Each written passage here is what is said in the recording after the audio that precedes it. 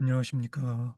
저작거리의 작가주 연기자, 오늘 52번째 달문과 안초목입니다.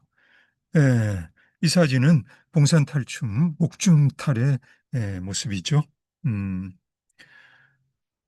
1623년 조선의 당파 싸움이 한창인 무렵 서인 세력이 일으킨 난으로 광해군이 쫓겨나는데, 이 사건을 인조반정이라 하죠. 인조반정은 정치사뿐만 아니라 문화사적 측면에서도 중요한 의미를 지닙니다. 앞에서도 언급했던 것처럼 이미 고려 예종 때부터 관주도의 공식적인 행사로서 나래는 제의적 성격보다 유의적 성격을 더 강하게 드러내는데요. 이러한 경향은 조선에 이르러 더욱 강화되어서 나래는 나휘나 잡피로 간주되게 됩니다. 산대잡피, 산대나래 등으로도 불린 관주도 행사는 1608년부터 1623년까지 왕위에 있었던 광해군 시대의 절정을 맞게 되죠. 광해군의 뒤를 이은 인조가 이런 관행에 급격한 제동을 겁니다. 광해군 시대만 해도 궁정에 나래도감과 산대도감이 설치되어 있었는데요. 그런데 1634년 인조는 사신접대와 같은 특별한 경우를 제외한 내부 산대나래 행사를 궁정에서 공식적으로 폐지해 버립니다. 이렇게 관이 주도한 산대나래 행사들은 이념적이거나 경제적인 이유 등으로 점점 더 위축되어 가서요. 1724년부터 1800년까지 영조와 정조의 제위 시대에 이르면 완전히 바닥을 치게 됩니다. 조선 순조와 헌종 시대의 문인 송만제가 쓴 관휘는 조선 후기 저작거리의 시정에서 벌어진 공연의 모습을 짐작해 볼 수 있는 글입니다.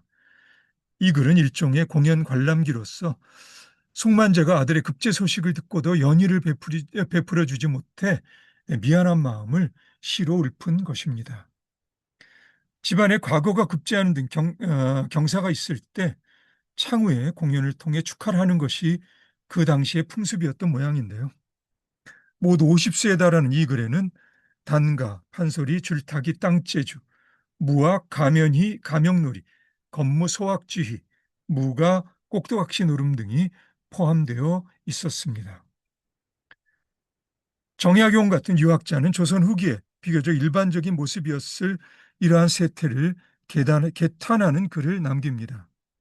그의 입장은 사실 조선시대를 관통하는 선비정신과 광대정신의 충돌이라고도 할 수 있겠네요.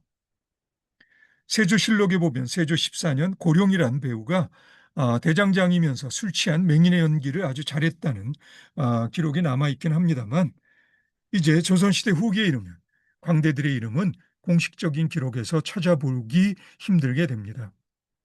앞으로 나래도감이나 산대도감에 속했던 광대들은 적어도 공식적으로는 오로지 저작거리, 시정의 흥행을 통해 살아남아야만 합니다.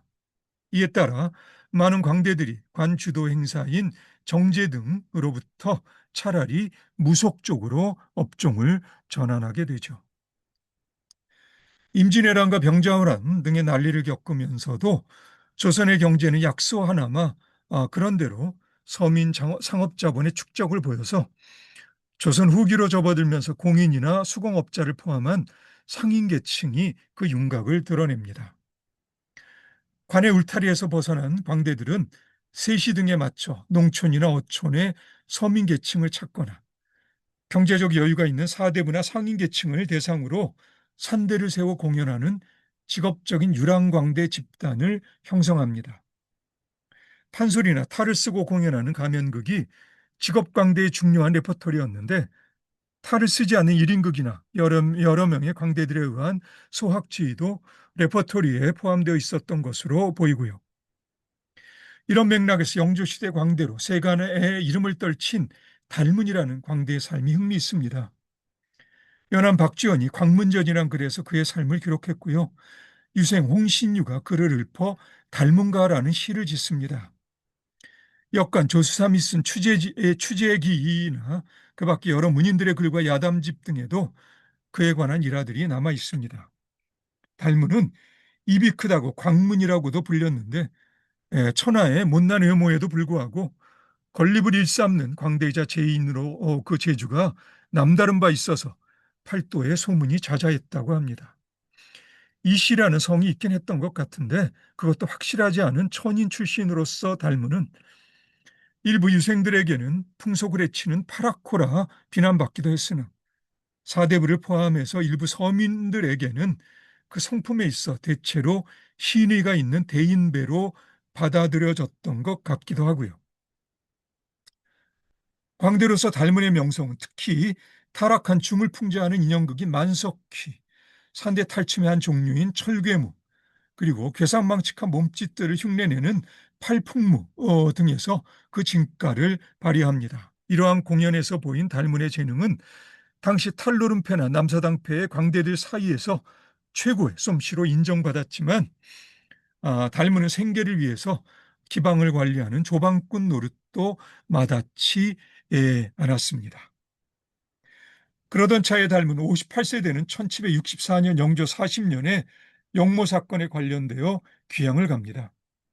직접 관련된 것은 아니고요. 영모를 꾸민 이들이 제멋대로 달문의 이름을 사칭했기 때문인데요. 닮은 이를테면 혹독한 유명세를 치른 셈입니다. 광대인 주제에 반백의 나이에도 여전히 머리를 따내린 달문의 괴이한 풍모가 팔도에 유명하다는 것 자체가 이미 풍속을 어지럽힐 소지가 다분하다는 것이 판결의 요지였습니다. 다음에 귀양에서 돌아온 달문은 그대로 역사의 뒷곁으로 사라집니다. 달문의 삶은 연희자로서 탁월한 재능은 갖추고 있었지만 1700년대와 1800년대 조선에 태어나 시대를 살아남아야만 했던 조선 광대의 한 전형적인 경우라 할 수 있겠고요. 그런 그에게 나로서는 기꺼이 저작거리의 작가주 연기자라는 칭호를 부여하고 싶습니다. 사실 광대들이 관의 주도에서 벗어났다고는 하나 이것은 오히려 경제적인 어려움의 측면이고요. 통제라는 측면에서 광대 집단은 여전히 관의 간섭을 벗어나지 못합니다. 악공이나 기생, 광대나 제인 또는 사당이나 무녀들처럼 떠돌아다니며 건립을 하는 무리들이 유학을 나라의 근본으로 삼은 조선의 관 조직으로부터 멸시와 박해를 받아왔던 것은 당연한 일이었을 것이고요. 외부 사신들을 위한 연회 같은 국가적 행사 시에 신속하게 공연팀을 동원할 필요가 관에게 있었던 것도 사실이었을 것이기 때문이겠죠. 여기에 덧붙여 무포와 같은 세금을 효과적으로 징수하기 위해서도 순조 제위시대인 1824년 각도에 마련된 예능조합격의 제인청들을 하나의 명령계통으로 구성해야 할 필요도 있었겠고요. 이런 명령계통은 그대로 제인청의 책임자인 도대방을 중심으로 한 광대 조직의 위계질서에 영향을 미치게 되며 따라서 제인이나 광대의 무리들은 시정의 상인이나 수공업자 또는 농어촌의 서민계층보다 양반이나 관료계층에게 더 구속받을 수밖에 없는 상황에 놓이게 됩니다. 그 계층으로부터 하다못해 심정적으로라도 더 지원받지도 못하면서 말이죠. 이런 맥락에서 양반과 광대 사이에 중요한 고리 역할을 하는 집단이 있었으니 그 집단이 바로 이속, 아전, 향리 등으로 불리는 중앙이나 지방의 하급 관리 집단입니다. 봉산 탈춤의 증흥자로 꼽히는 안초목도 봉산에서 아전 노릇을 했고요. 판소리를 집대성한 신재여도 고창에서 이방이었죠. 실제로 안초목이 누구인지는 확실하지가 않습니다. 초목이란 이름도 봉산 탈춤의 목중과장 중 천목의 역할에서 비롯된 것으로 보입니다. 천목은 목중과장의 8목 중에서도 가장 원숙한 기량을 필요로 하는 목입니다. 안초목은 황해도 봉산에서 아전으로 있다가 전남 어느 섬으로 귀향을 가게 됩니다. 귀향지에서 안초목은 종이로 탈을 만드는 기술을 익히고 봉산으로 돌아와 그때까지 사용하던 나무 탈을 종이탈로 바꾸고 여러 가지 개혁을 이루었다고 합니다. 이로미로 안초목은 저작거리의 작가주의 연기자로서 손색이 없다고 나는 생각합니다. 지금 봉산탈춤 공연은 안초목의 영을 위로하는 고사와 함께 시작하죠. 조선의 가면극 중에 하회별신국이나 강릉, 관노 가면극 같은 선왕제 탈노름은 농촌에서 자생적으로 발생한 가면극입니다. 이러한 탈노름들과는 구별되어 보통 산대도감 개통극이라 부르는 일련의 가면들이 있는데 궁중에 산대도감이 해체된 후 탈노름을 연이하던 광대들의 주도하에 팔도의 각 지역에서 저마다의 고유한 특색과 함께 판이 짜인 가면극들입니다. 그 시기를 대략 1760년대에 전으로 보는 시각이 있는데 확실하지는 않고요. 예, 산대도감 개통극이라 부르는 일련의 가면극들이 궁중에 산대도감이 해체된 후 탈노름을 연이하던 광대들의 주도하에 팔도의 각 지역에서 어, 저마다 고유한 특색과 함께 판이 짜인 그런 가면극들이 보통 산대도감 개통극이라 불리는 일련의 가면극들입니다. 원래 사직골이나 녹번, 애호계 등지에 산대도감 중심 광대들이 모인 본산대가 있었다고 합니다.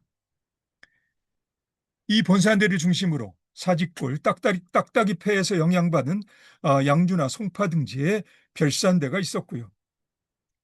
황해도 일대에는 해서탈춤이라 해서 봉산이나 해주, 강령, 은율 등지에서 주로 단호에 공연된 탈춤들이 있습니다.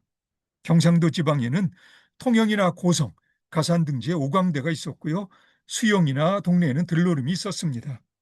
북청에는 사자노름이 유명했죠. 이런 탈노름들이 행해진 지역들의 일반적인 공통점은 그 지역들에 커다란 장이 선다는 것이었습니다. 생산물의 교역에 유리한 경제적 요충지에서 상인들의 지원을 받아 일종의 호객 행위로서 판노름이라고나 할까요? 예, 그 밖에도 탈노름은 관아의 경사나 중국 사신의 영접과 같은 행사에서도 연이된 되었던 모양이긴 합니다. 이런 행사들을 성공적으로 치르기 위해 관아에 소속된 아전들의 역할이 중요했음은 미루어 짐작할 수 있겠죠. 예. 자, 각지를 유랑하며 흥행하던 탈노름 광대패와 지역 제인청의 광대들과의 교류를 통해 조선의 가면극은 근대적 의미의 연극으로 그 중요한 첫 걸음을 떼었겠지만 그 과정에서 광대들이 흘린 고통과 희열의 땀방울은 어쩌면 저작거리의 작가주의 연기자로서 안초목이라는 상징적인 이름 속에 압축되어 있는지도 모르겠습니다.